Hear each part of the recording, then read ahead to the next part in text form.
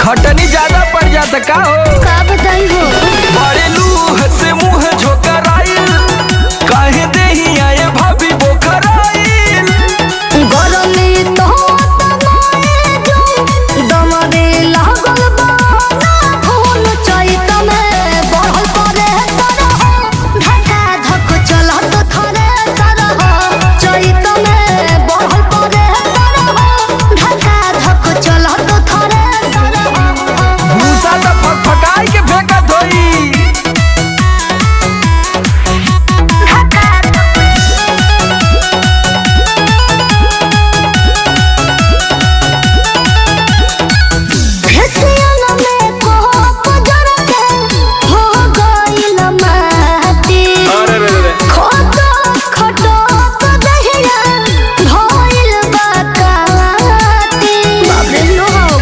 सतुआ पिया सतुआ गोदरल आइलू गवने अब सियार हो गइलू।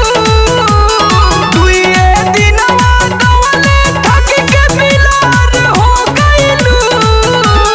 बोझा डालल हाथा हो भूसा फेंकल भाजा हो चैन जन पावर रे सरह धक्का धक चलत थरे सरह चैत में बढ़ल परे तरह धक्का धक चलत थरे सरह हमारा धुआं धुआं हो जाए।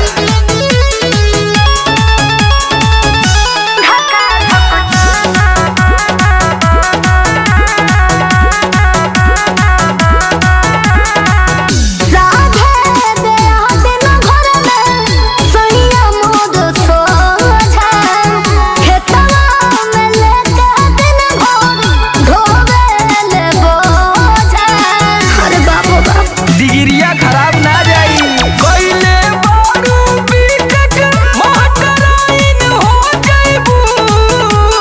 पैसा अबते घरवा के मालिकाइन हो जाइबू। घर में रोजा होता लोग झोंक बतिया सुने न समरवा लोग बलम के अलग में तरह धक्का धक चलत थरे सरह चैत में बढ़ल परे तरह धक्का धक चलत थरे सरह। अरे तो थ्रेसर 5G है ना।